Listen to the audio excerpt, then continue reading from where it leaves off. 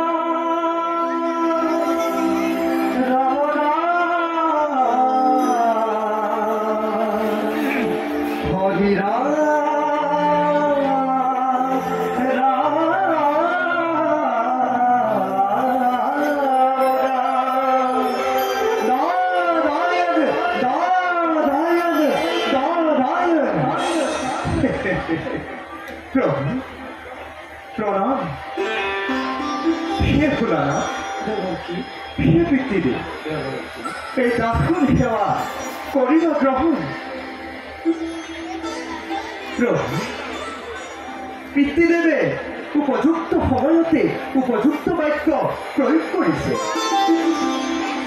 মানৱ দানৱক দিয়াৰ দৰে সকলো জীৱৰ অন্তৰতে প্ৰাণৰ ক্ষমতাৰণা হৈছে।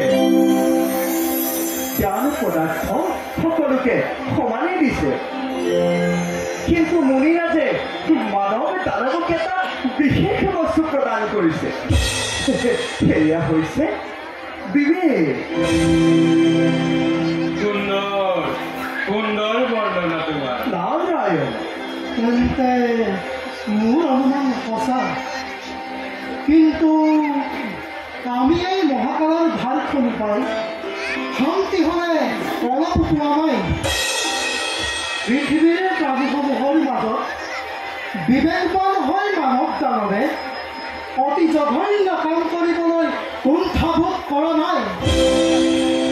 ন্যায় অন্যায়, পাপ পুণ্য, ধৰ্ম অধৰ্ম আদি বিচাৰ বৰ্জন কৰি পৃথিৱীত যি অখণ্ডবৰ সৃষ্টি কৰিছে, ইয়াৰ বিচাৰ কোনে কৰিব?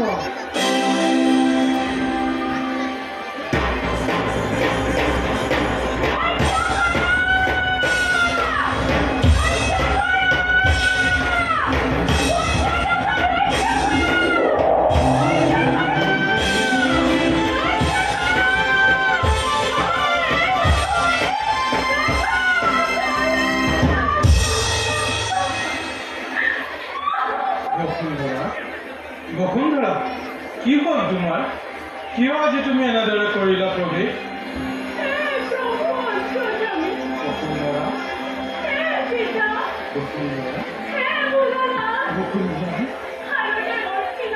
বসুন্ধৰা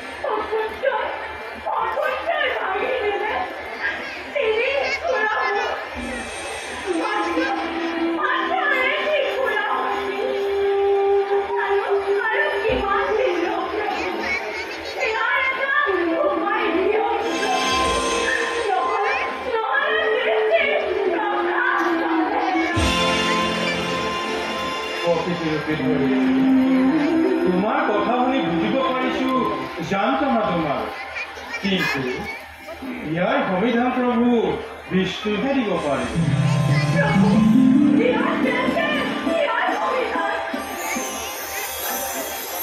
শুনা তেন্তে সকলোৱে মোৰ কথা। বসুমতী জীৱনী শুনি মই নিজেই বুধাৰ শৰণৰ অচিৰেই জন্ম ল'ম ধৰাৰ বুকুত। আৰু লক্ষ্মী, তুমি উপৰাগত পৃথিৱীত জনমসকল মথুৰাৰ সেই যাদৱ কুলত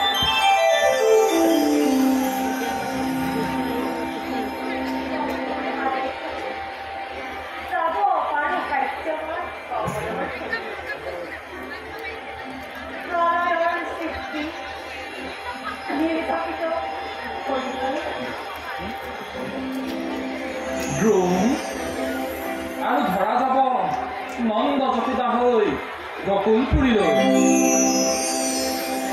স্বৰ্গৰ দেৱগণ হ'ব গোপবালক, দেহ কৰি হবে ব্ৰজপুৰে গোপী হবগৈ।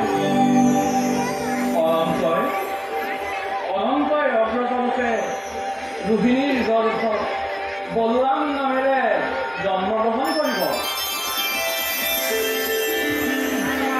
নন্দৰ ঘৰত যুগমায়ে স্থিতি ল'ব আৰু সৰ্ব কাৰ্য সম্পাদনৰ বাবে মই নিজেই দৈৱকীৰ গৰ্ভত কৃষ্ণৰূপে জন্মগ্ৰহণ কৰিম।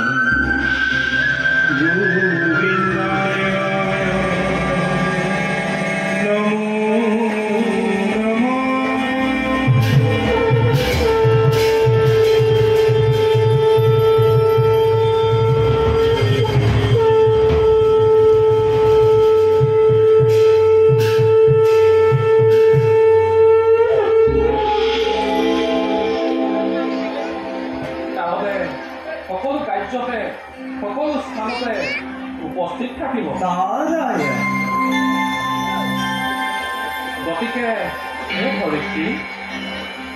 চিন্তা তুমি নকৰা অলপো, অবিলম্বে অৱসান ঘটিব সকলো বিপদ। সাধুসন্তই ৰক্ষা কৰাব, পূৰ্ণ হ'ব বাসনা তোমাৰ। এতিয়া যোৱা তুমি নিজ ভৱনে।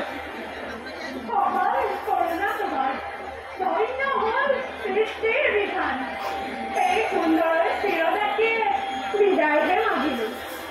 যাওঁ হে প্ৰভু, যাওঁ হে পিতা, যাওঁ হে ভোলানাথ আৰু দেৱশ্ৰী নানক, যাওঁ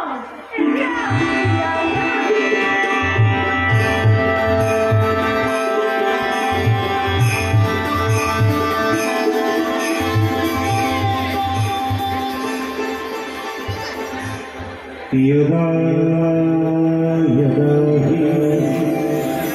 धर्मस्य ग्लानि भवति भारत अभ्युत्थानम्